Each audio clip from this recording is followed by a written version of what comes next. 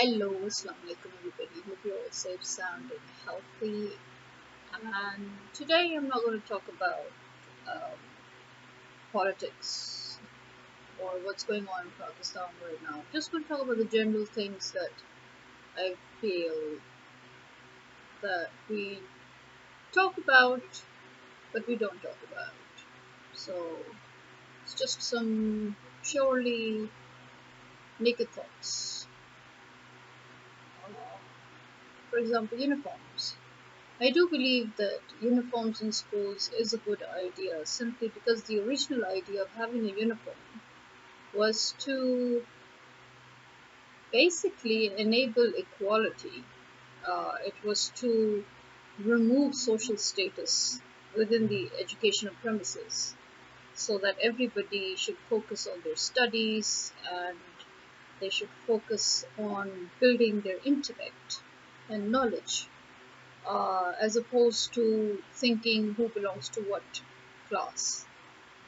It was to completely and blatantly disregard your social and economic status, to tell you all that you're all equal when it comes to learning knowledge, and you all have the same right to gain that knowledge. Also, it helps because instead of wasting so much time thinking about what to wear, um, kids can actually focus on what to learn. So I do believe that yes, uniform is actually a very, very healthy and a very comfortable choice for students. Uh, and the fact that when you go to um college, in our country it's college, in America you would say high school, um, so in other words, once you've completed 12 years of your schooling, or should I say 10 years, sorry. Once you've completed 10 years of schooling, after that, you go into higher secondary or college or high school or whatever you like to call it.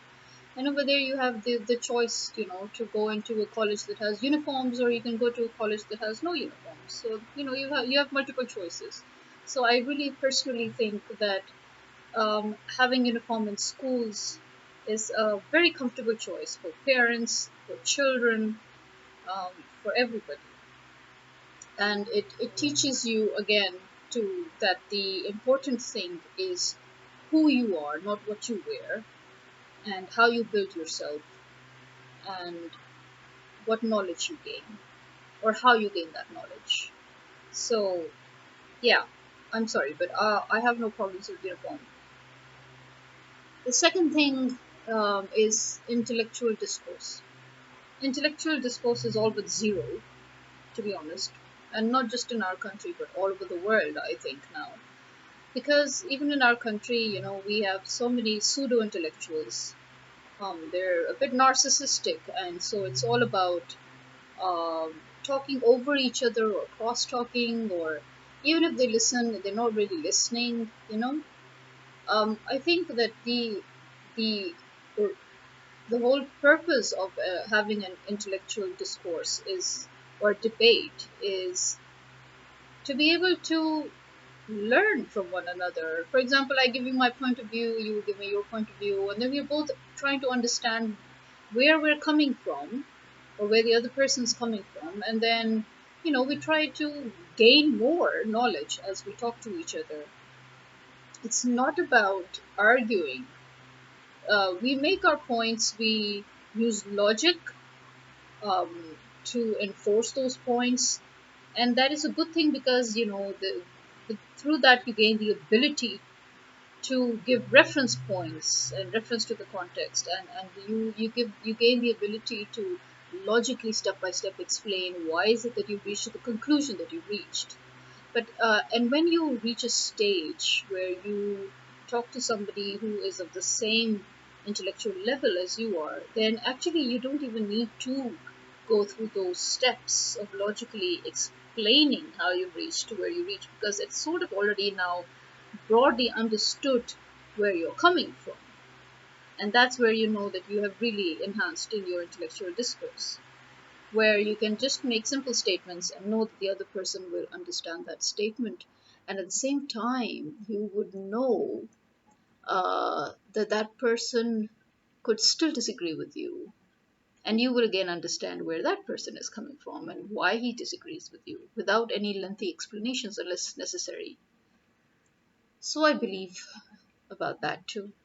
And then when it comes to news, I believe that the fact that the governments all over the world are actually encouraging yellow journalism. Before, journalism was divided into two. You had quality journalism, you had yellow journalism, but now it's all yellow journalism. And it's very hard to find quality journalism because the government itself is usually behind disinformation. Establishments all over the world are behind disinformation.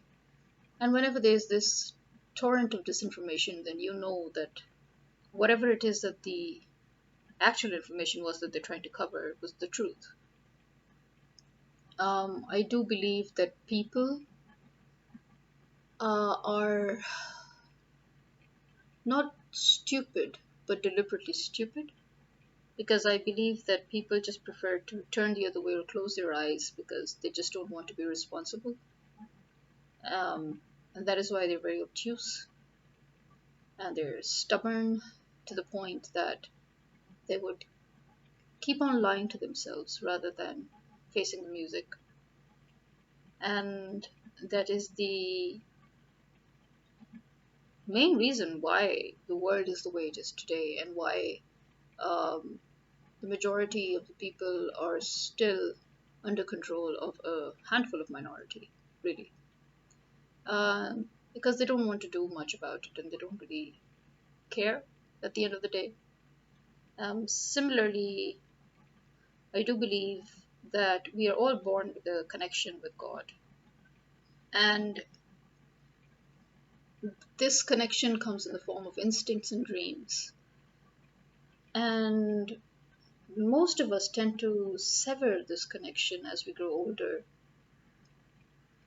And when we tend to question ourselves more and more, then the instincts don't hold that power anymore. And we learn to disregard them most of the time or question them.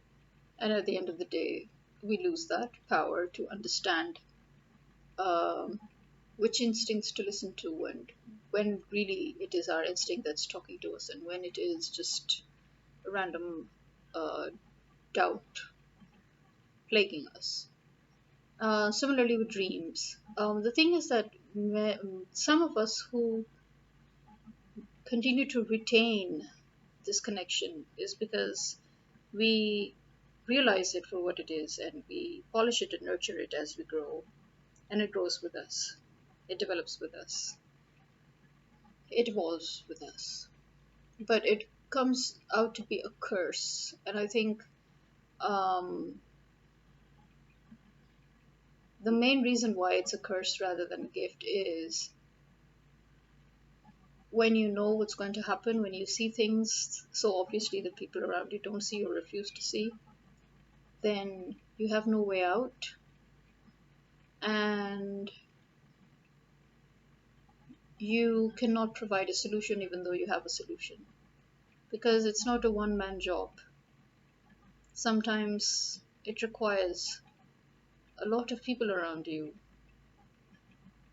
to enable that solution or to implement it. And sometimes it is a small scale enough for you to deal with it on your own, and you feel that happiness, you feel that sense of achievement when you've done it. Or when somebody listens to you and go and when they go and do it, yes, then you feel relaxed. You feel that yes, okay, something finally, something good has come out of it. But most of the time, it's on such a scale where there's so many interruptions and interference, and biggest of all is those closest to you who interfere the most. So you end up bearing the loss and the damage, despite the fact that you could have well avoided it because you already knew it was coming. So yeah, um, empaths and psychics are no real exaggeration in real life. These people do exist. It's just that yeah, for dramatic purposes and for For fiction purposes, we sort of exaggerate it even more. But the basics is really the same, and it's real. They exist. Such people do exist. Um, well, these are just some of my thoughts. Take care wherever you are. Stay happy, stay safe, stay blessed. And you just be you. We're all different, despite the fact that we all are the same. And it is this difference that makes the world the way it is. And this is the beauty of the world, to be honest. God has made several varieties of a single species. It's just to show you that you can be the same and be different. That is what we call individuality. That is why we have a DNA and fingerprints and footprints. That is why, every single thing about us identifies us as an individual. Because God has created individuals for a reason, and that is to appreciate the beauty of diversity. The whole beauty of this world is its diversity. The day we decide that the whole world should be under one umbrella of uniformism, uh, that's the day the world will end. It will just implode on its own. Because in our diversity and in our differences is our completion. That's how we all complete each other. That's how we learn more. Books play a pivotal role in that. And it's very sad that nowadays people don't care to read. Although it doesn't matter again if you've got maybe an adaptation of a book into a movie or a drama or a series or a serial. In my opinion, that is just as good. As long as you're feeding that, as long as you're digesting the essential information that it's trying to give you. So our perfection lies in our imperfection and in our diversity. So always appreciate those who are different from you. Appreciate those who think out of the box. You don't have to be like them, but that's the whole point. They don't have to be like you either. This is me signing out. Khuda